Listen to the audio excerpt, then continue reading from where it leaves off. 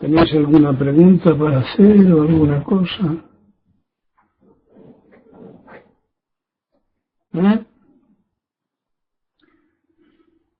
Pues vamos a ver. La mente zen es la mente ordinaria. Bueno, lo de gente que falta aquí.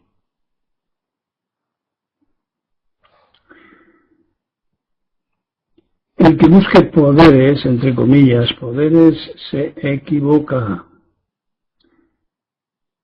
Los que solo han leído con su ego le dan al Zen un carácter místico que no tiene.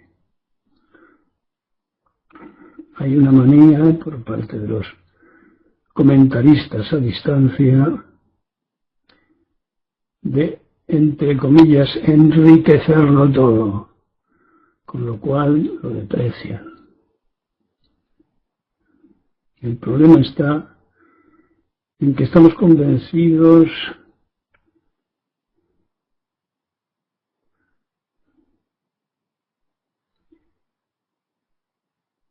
estamos encerrados, mejor dicho, en una submente, la mente del ego, una mente infantil, limitada, domesticada, manejable, influenciable, vulgar e ignorante. Y esto no es ciencia ficción, sino lo más natural. Con esto me refiero al Zen, al budismo Zen. Es lo más natural y por eso no es imaginable y por lo tanto no es manejable, no es domesticable. Todos los despiertos lo conocen y todos los dormidos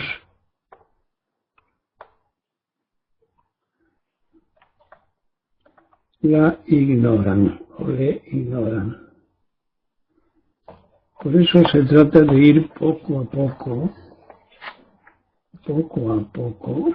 observando los cambios.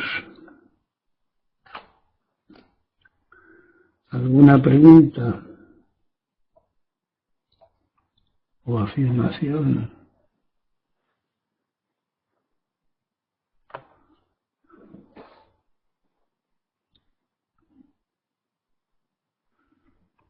Algo sobre desmitificación.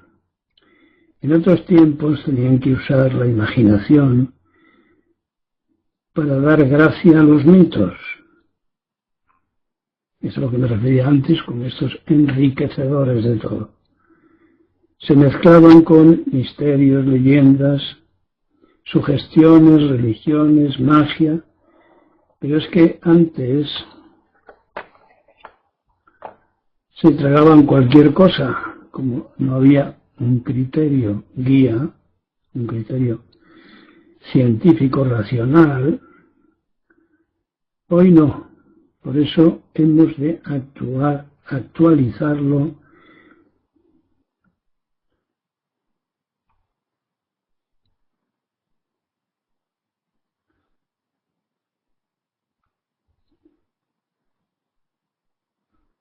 Bueno, no me entiendo. Así que no busquemos cosas milagrosas, solo efectividad. El cerebro funciona así, el cuerpo, el cosmos. Son una sola y misma cosa. De manera que podemos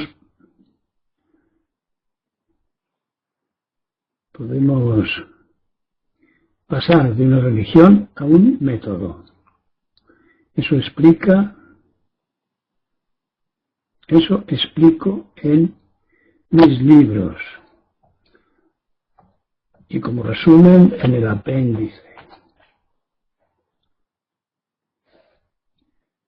A ver, ¿algún comentario?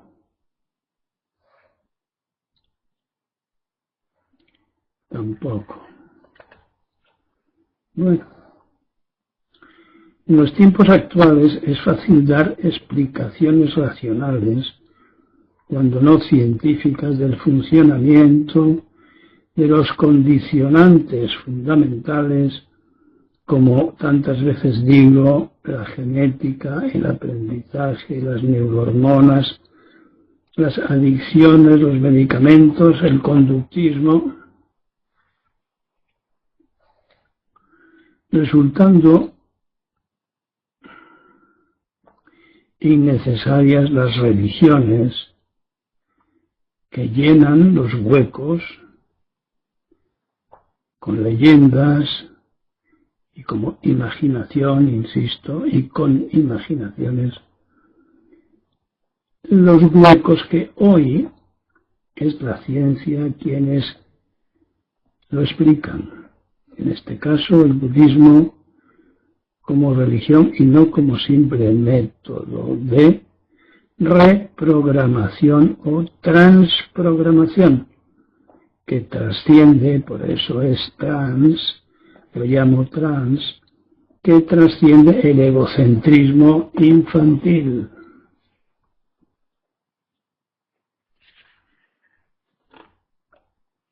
¿Alguna cosita?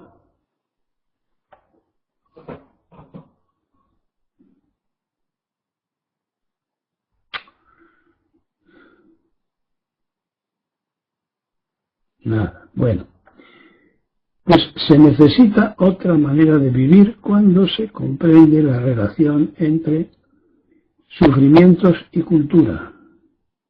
Es decir, cuando se comprende la dependencia, la causa y el efecto, es decir, el karma del ego, que es el resultado de esa cultura.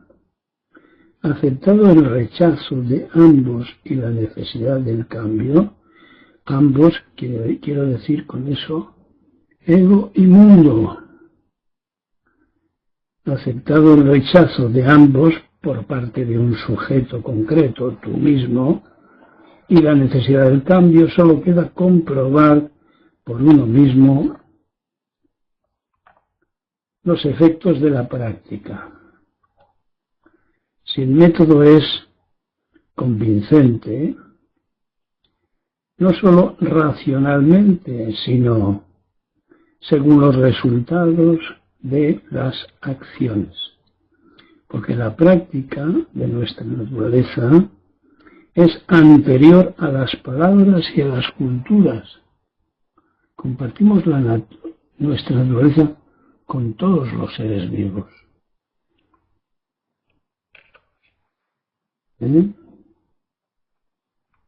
Así que es anterior al lenguaje, al concepto, etc.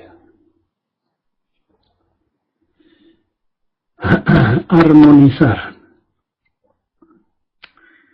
Cuanto más numerosos son los intereses, aficiones, obligaciones, compromisos, objetivos, opiniones, etc., es decir, los deseos y las metas, más difícil es armonizarlas.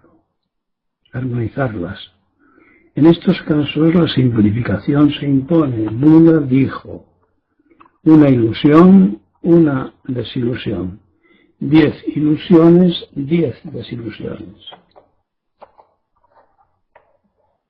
¿O no?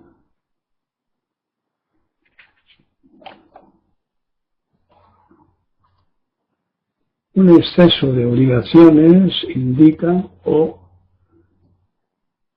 gran ambición, miedo al vacío, miedo a la soledad, miedo al aburrimiento, a la desocupación. ¿Y cómo practicar el budismo zen? Pues en Japón, utilizando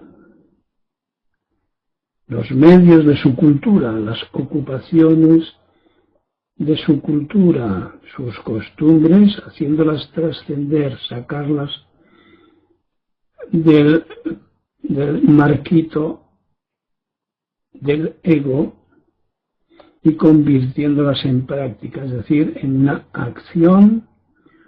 acción sin objetivos de ganancia. En Japón se utiliza la ceremonia del té, el ikebana, la flauta yakuhachi, la cocina, la jardinería, las artes marciales, caligrafía, cerámica y otras tradiciones japonesas. Pero, ¿qué podemos hacer aquí? Japonerías. Bueno, hacemos alguna como homenaje a nuestros maestros japoneses. Pero insisto siempre en que el zazen, la práctica, debemos introducirla poco a poco, en todas las actividades del día. De manera que, teóricamente, lleguemos a un punto explicado por Dogen de la práctica continua. ¿Y cómo? ¿Cuáles son nuestros quehaceres? Pues la huerta, la cocina, la limpieza. Podemos añadir la caligrafía en español, que así es como copiamos el Sobogenzo, copiar los gorokus, copiar el apéndice, hacer zazen, pasear piedras, pasear los pies, abrazar a los árboles, contemplar, paseando las formas y los colores, claro, no de la acera ni de los coches, que suena demasiado artificial, sino en la naturaleza. Bailar o cantar, pintar, andar, los arreglos de la casa, las tres disciplinas, hay que convertirse en ciudadanos ajustados a lo conveniente para todos, leer mis libros, coser, hacer pan, esculturas de madera, estiramientos, nadar. Cada uno tiene que ir encontrando los campos de acción de su vida diaria. Esto no debiera de ser difícil, ni de comprender, ni de practicar, pero parece que hay gente que tiene mucha dificultad. Mientras el zazen, la concentración, la ausencia de objetivos, el aprendizaje del cortar, no lo llevemos a la vida cotidiana, no podemos llamarnos practicantes. ¿Alguna cosilla?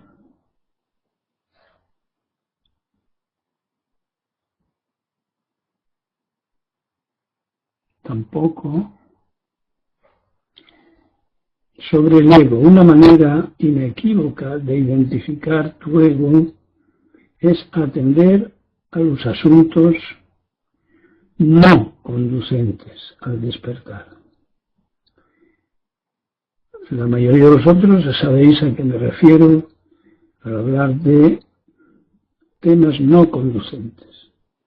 No son conducentes las conversaciones sobre política, religión, dinero, hombres o mujeres, negocios, deportes y toda cuestión partidaria, que es donde se van a ver los intereses del sujeto egótico en oposición, conflicto, lucha, autoafirmación en las diferencias con los demás.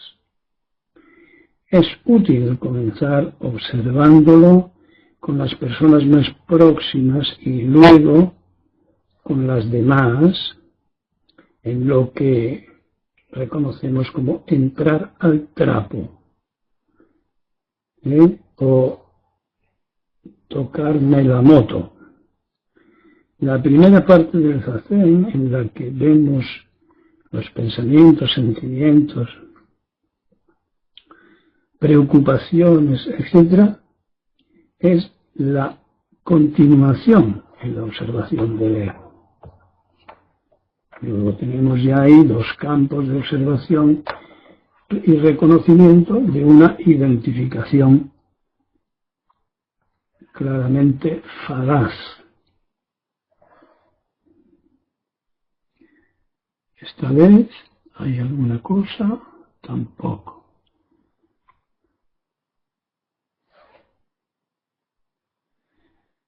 Muy bien. Bien, continuando con el ego, damos cuerda al ego cuando proyectamos, opinamos, discutimos,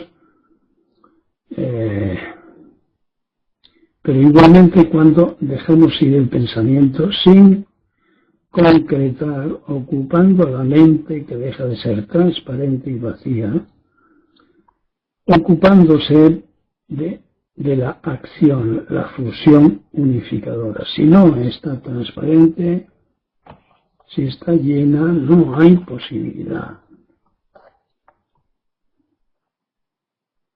de fusión del sujeto y el objeto.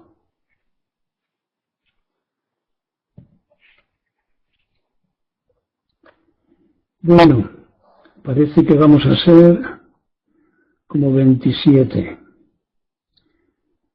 De 5 no sé nada y JC no puede.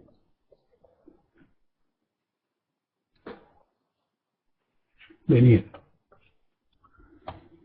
Más sobre el ego, neurosis, todos los que habéis despertado y veis ahora vuestra propia enajenación en el ego, comprendéis que la neurosis general lo es por significaciones personales, significados personales. Y lo mismo que se ve en uno mismo, yo veo mi neurosis, las significaciones subjetivas, personales, las veo en los demás. Así es como podemos intentar el cambio, siguiendo las enseñanzas de Buda. Comprendemos la imposibilidad del cambio que padece el dormido. De manera que no se trata de pelear con él, ni ser insistentes, solo informantes, si es que lo piden o nos parece que lo necesitan. Y esta es una comprensión lúcida que puede ser seguida de la ayuda compasiva. ¿Es así? ¿Lo veis claramente?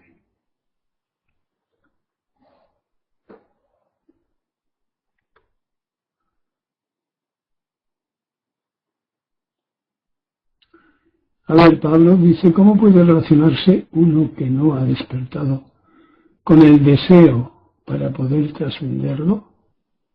No entiendo la pregunta. ¿Con el deseo para poder trascender el hecho de estar dormido?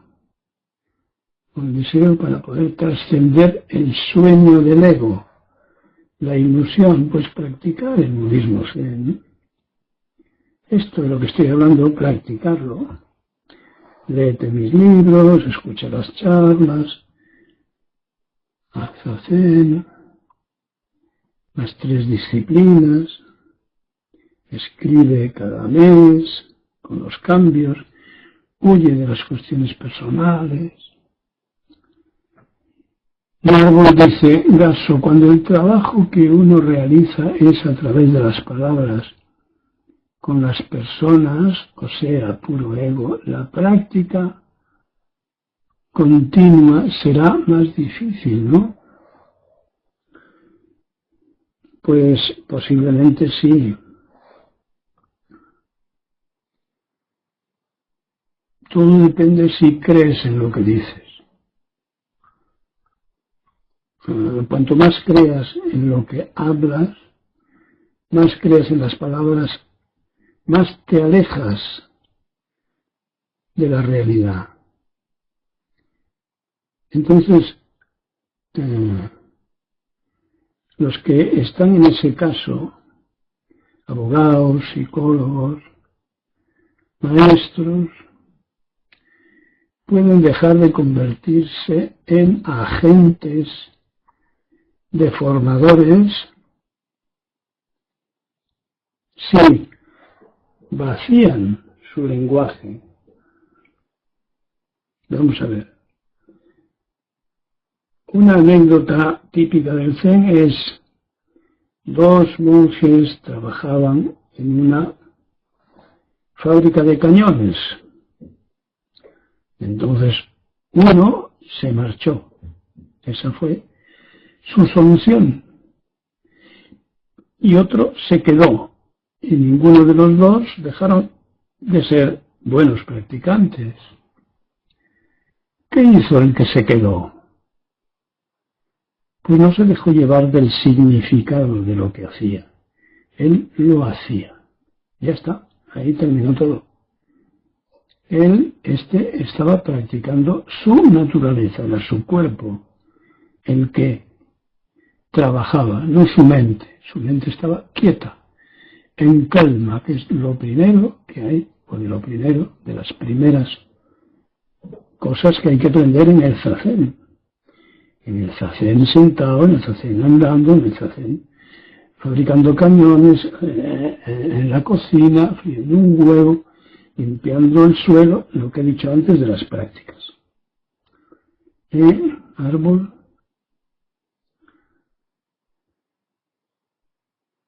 ¿Te sirve?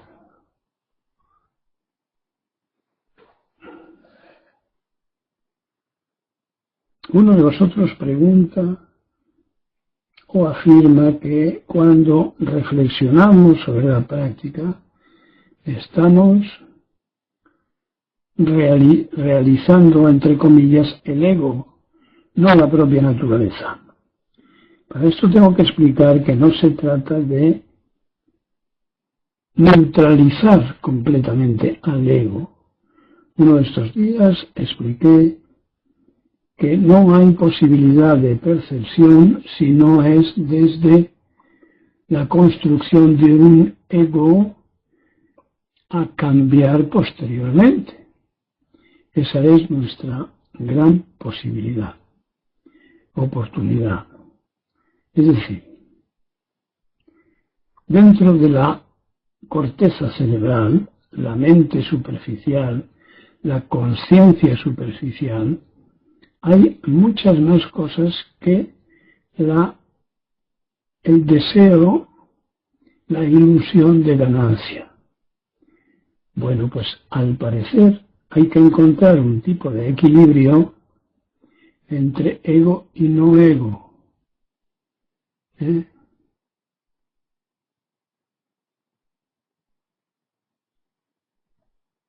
Y eso lo da la práctica, el tiempo, la experiencia de la práctica. Algo sobre prejuicios, sobre el destino, el sino, la predestinación y toda esta serie de ¿cómo se puede decir esto? ¿Cómo se puede llamar a estos desatinos?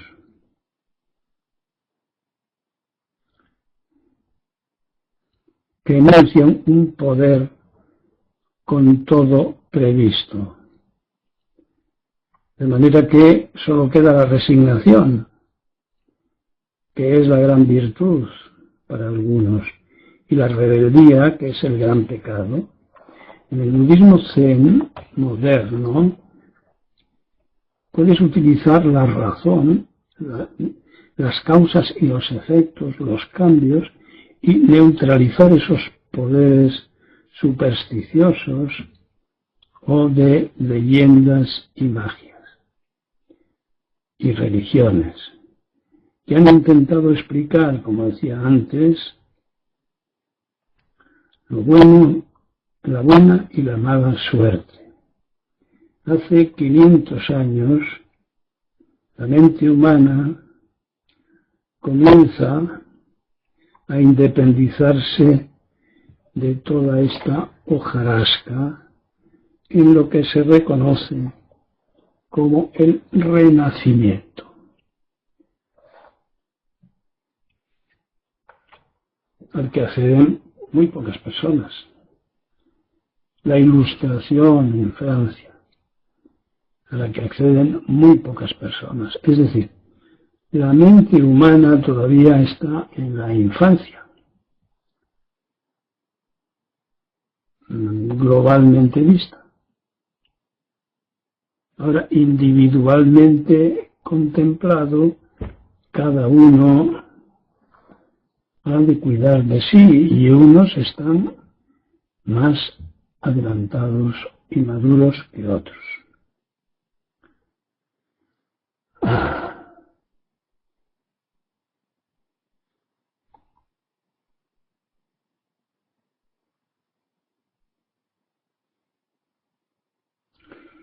Bueno, vamos con algo sobre consejos, no dar consejos. No por los motivos del ego, sino porque no sirven para nada. La cosa funciona al contrario. No del maestro al discípulo dar consejos, sino del discípulo al que le da las instrucciones. Es él, el discípulo, el que está pidiéndolo, aunque no lo verbalice.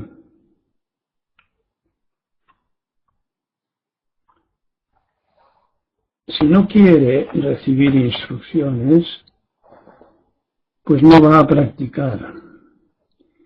Por tanto, el consejo no existe sino en la mente ego.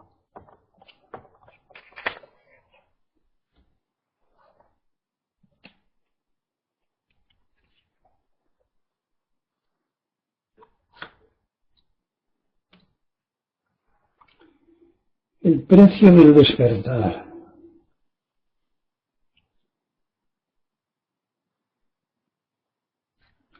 En su primera verdad verificable, Buda dijo: vengo a enseñaros lo que es el sufrimiento, es decir, la frustración, la ansiedad, la enajenación neurótica en el ego o propia del ego, las ilusiones, el cuento de la lechera, etc.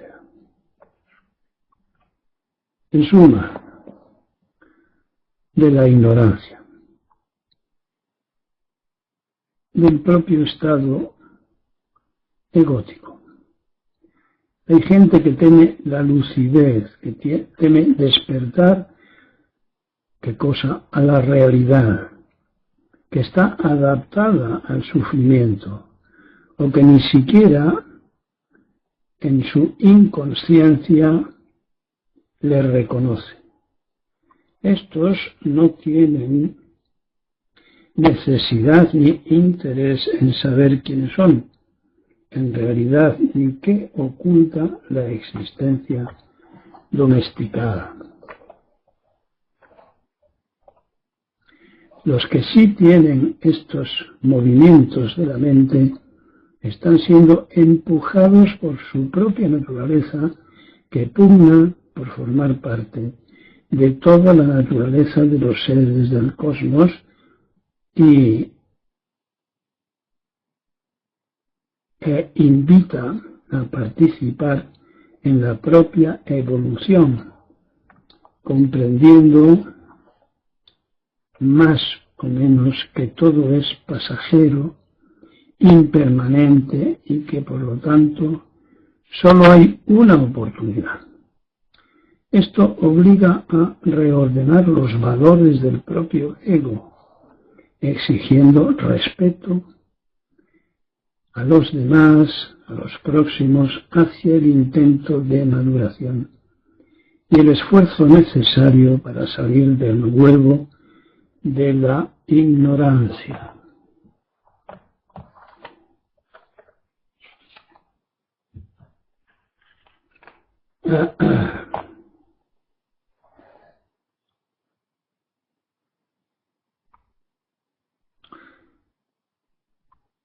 La practicante que viene de Uruguay puede dormir en vuestras casas o traerla a la de Soquén,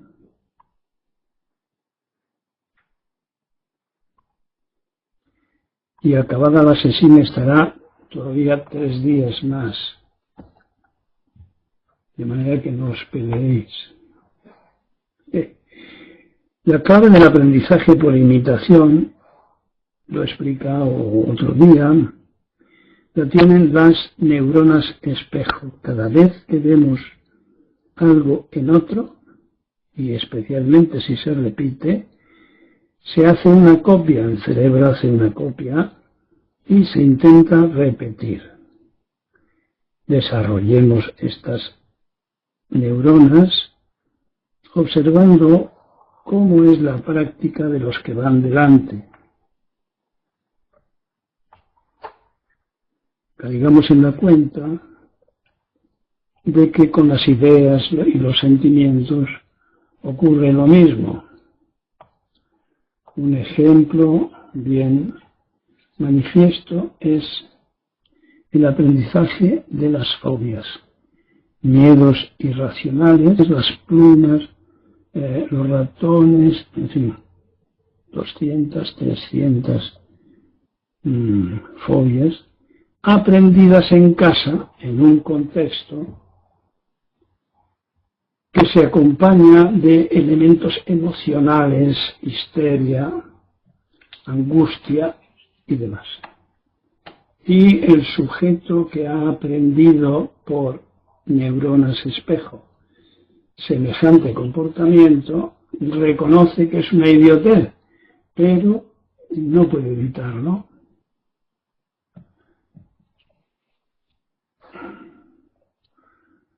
Y Pablo dice, sufriendo crisis de ansiedad a pesar de la medicación, ¿me recomienda continuar practicando zazen?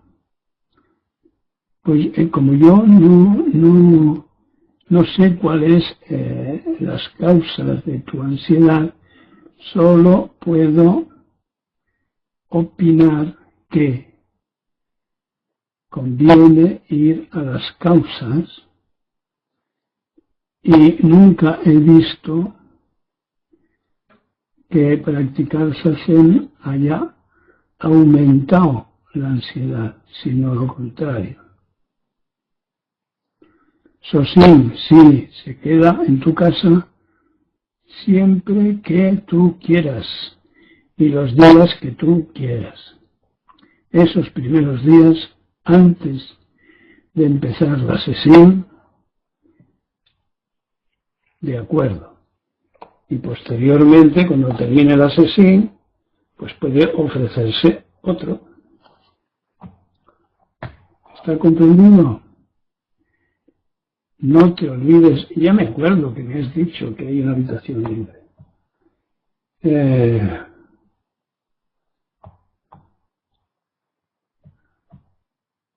No te olvides del libro. En las lecturas, no de mis libros, que yo no utilizo nunca estas dos palabritas, de esotérico o exotérico con X,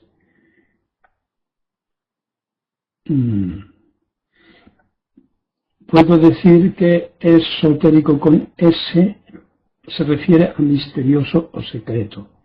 Y exotérico, que viene de fuera, exo, a vulgar o común.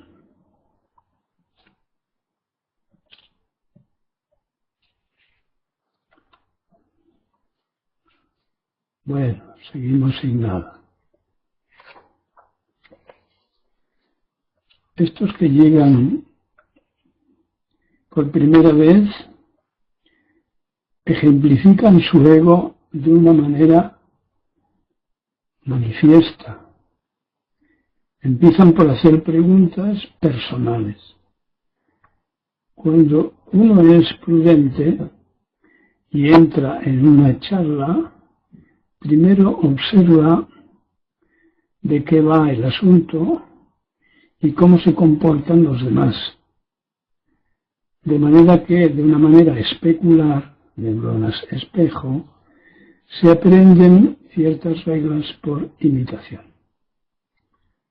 Cuando se dice del Buda que se comunica con todos los seres vivos, no hemos de perder de vista que decir Buda no es nombrar a Sakyamuni, sino a la budeidad, y que, por lo tanto, comunicarse con los animales y las plantas no es hablar con ellos, es interactuar sin significados. ¿Queréis contarme algo sobre esto?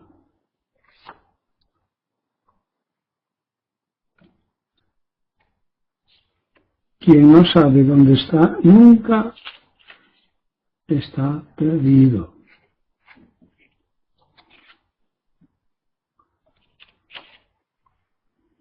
Y mi última chuletita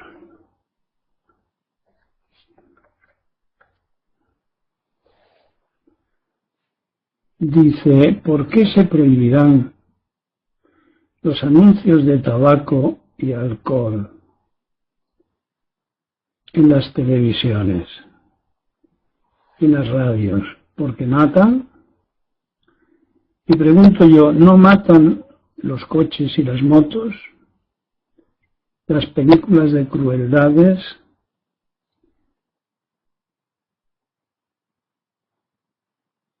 los comentarios tan crueles a los frikis, desgarrar la intimidad de la gente,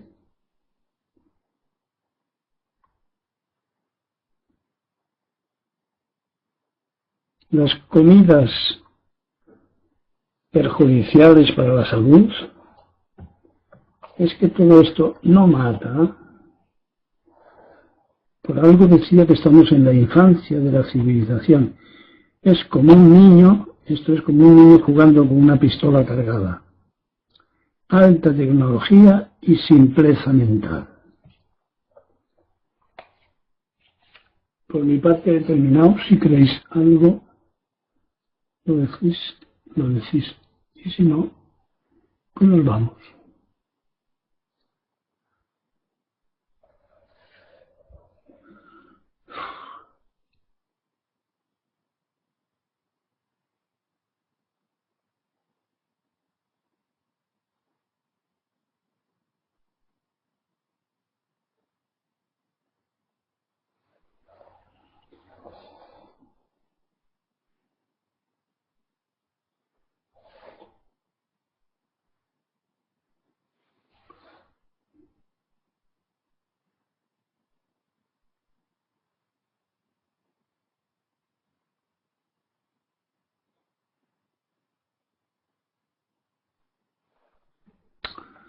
Juan dice enseñanzas. Y Marina, ¿puedes comentar un poco más eso de que quien no sabe dónde está, nunca está perdido? Pues son de esas frases que o se cogen o no se cogen. Pero explicarlas es como explicar un chiste.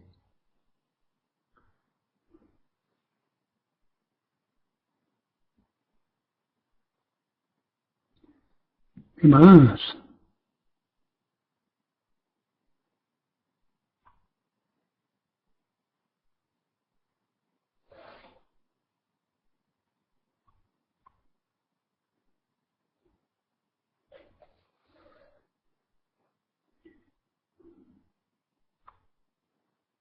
A veces esas frases se cogen tras un tiempo y sin querer.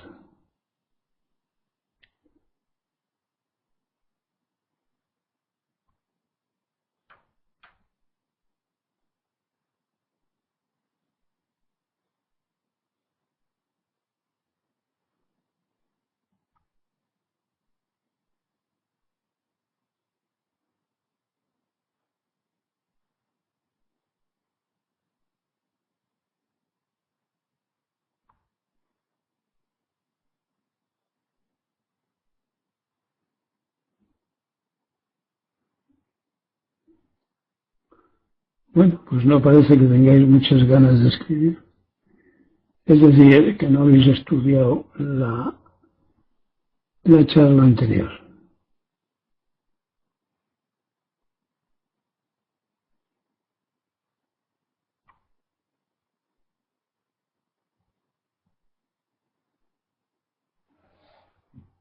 Pues hasta el próximo día, que será el viernes próximo, no, que empieza la sesión.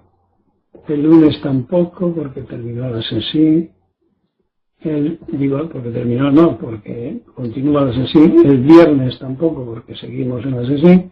El lunes siguiente tampoco, porque se terminó la sesión. Así que hasta el viernes de dentro de 2 semanas. Ya os van a mandar, Soken, lo referente a las cosas que hay que traer, los menús, etcétera. Preguntad si tenéis dudas. Venga, ya.